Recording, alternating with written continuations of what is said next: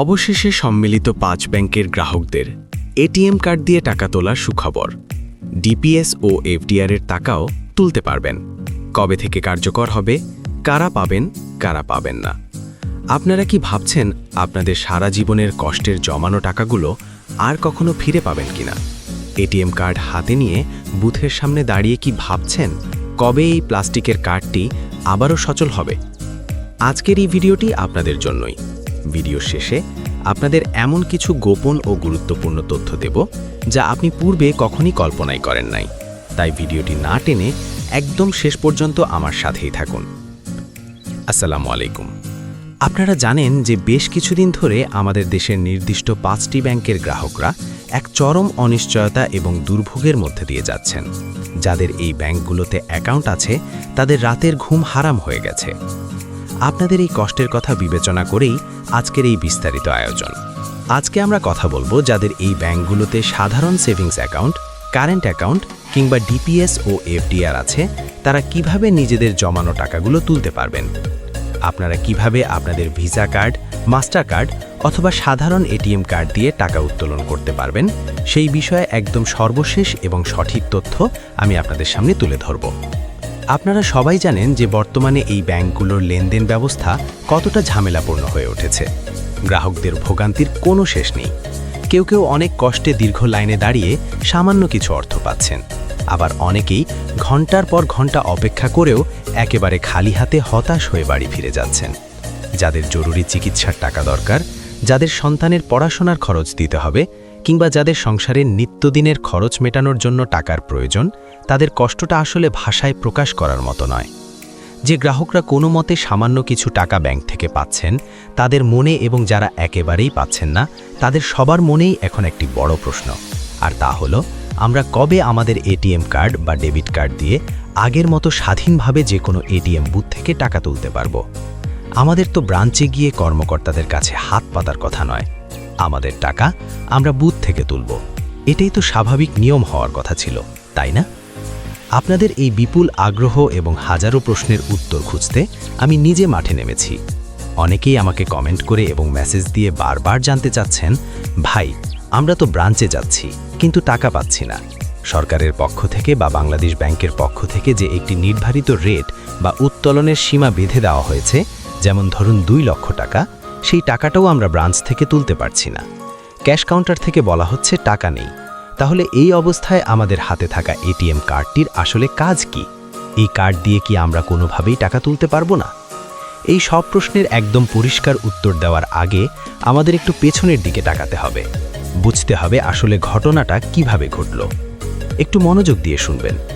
যখন এই ব্যাংকগুলোতে তারল্য সংকট বা টাকার অভাব দেখা দিল এবং লেনদেন বা ট্রান্সফারে কড়াকড়ি আরোপ করা হলো, তখন কিন্তু ব্যাংকগুলো সবার আগে তাদের অনলাইন সিস্টেমগুলো বন্ধ করে দেয়।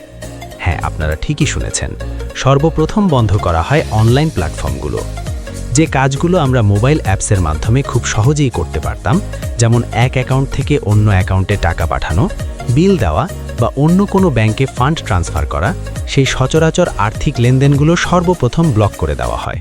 কারণ অনলাইনে টাকা ট্রান্সফার হলে ব্যাংক থেকে মুহূর্তের মধ্যে বিপুল পরিমাণ অর্থ অন্য জায়গায় চলে যেত।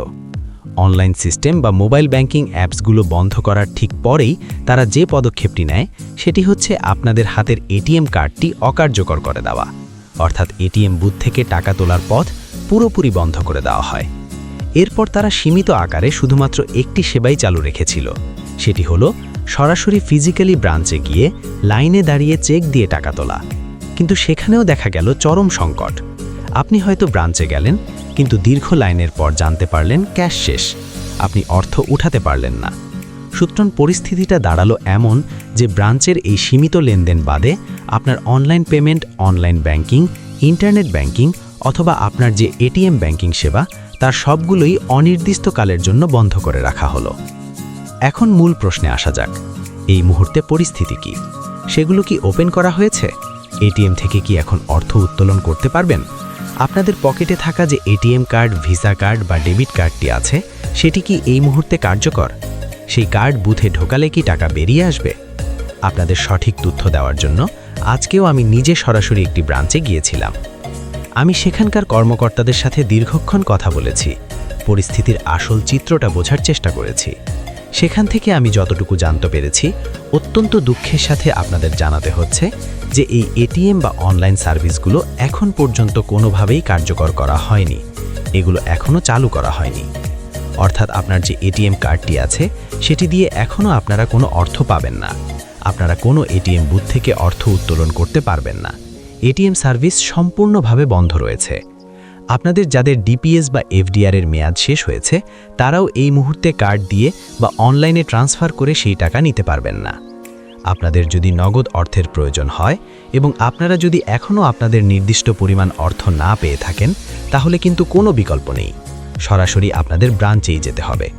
ব্রাঞ্চে গিয়ে কর্মকর্তাদের সাথে কথা বলে চেকের মাধ্যমেই আপনাদের অর্থ উত্তোলন করতে হবে। এছাড়া অন্য কোনো জাদুকাঠি এই মুহূর্তে নেই। আমি আবারও পরিষ্কার করে বলছি, মোবাইল ব্যাংকিংয়ে উত্তোলন করতে পারবেন না, মোবাইল অ্যাপসে ট্রান্সফার করতে পারবেন না। আপনার যে এটিএম কার্ড আছে সেটি দিয়েও কোনো বুথ থেকে টাকা তুলতে পারবেন না। এই বিষয়ে ব্যাংকগুলোর হেড অফিস এবং কেন্দ্রীয় ব্যাংক থেকে চূড়ান্তভাবে নির্দেশনা দেওয়া আছে। এই ধরনের যতগুলো ডিজিটাল লেনদেন আছে তার সবগুলোই আপাতত পুরোপুরি বন্ধ রাখা হয়েছে। এখন আপনারা নিশ্চয়ই ভাবছেন, পরবর্তী নির্দেশ কখন আসবে, কবে খুলবে এই সেবা, কবে আমরা আবার স্বাভাবিক ব্যাংকিং করতে পারব। সত্যি কথা বলতে কি, এই সুনির্দিষ্ট তারিখটি এখন পর্যন্ত কেউ জানেন না। এমনকি আপনি যদি ব্রাঞ্চের ম্যানেজার বা দায়িত্বপ্রাপ্ত অফিসারের কাছে গিয়েও এই প্রশ্ন করেন, তিনিও সঠিক উত্তর দিতে পারবেন না, কারণ সিদ্ধান্ত নেওয়ার ক্ষমতা তাদের হাতে নেই।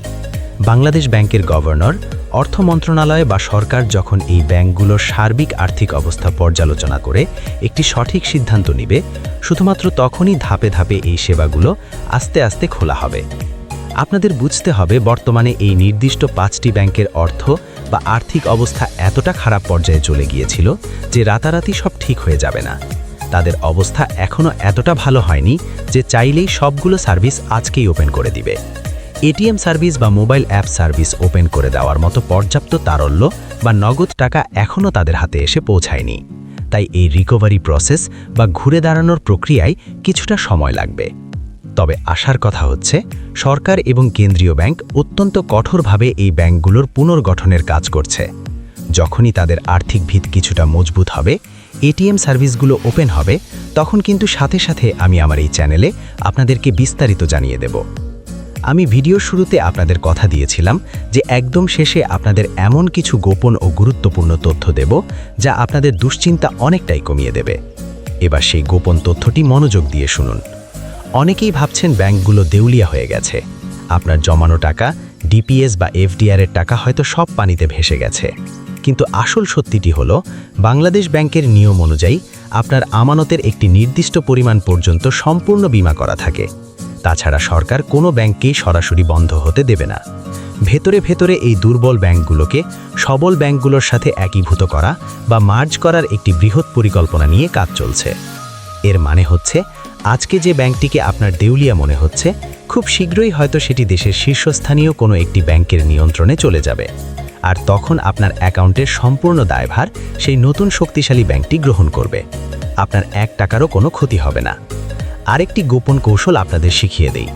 যখনই আপনারা খবর পাবেন যে ব্যাংক থেকে টাকা উত্তোলনের সীমা বাড়িয়ে দেওয়া হয়েছে বা এটিএম খুলে দেওয়া হয়েছে, দয়া করে সবাই একসাথে একদিনেই টাকা তুলতে হুমড়ি খেয়ে যাবেন না। একসাথে সবাই টাকা তুলতে গেলে সিস্টেম আবারও ক্র্যাশ করবে এবং ব্যাংক আবারও তারল্য সংকটে পড়ে বাধ্য হয়ে লেনদেন বন্ধ করে দেবে। আপনার টাকা কোথাও যাচ্ছে না, টাকা অ্যাকাউন্টেই সুরক্ষিত আছে। শুধুমাত্র নিজের সবচেয়ে জরুরি প্রয়োজনের টাকাটুকুই তুলবেন, বাকিটা ব্যাংকেই থাকতে দিন।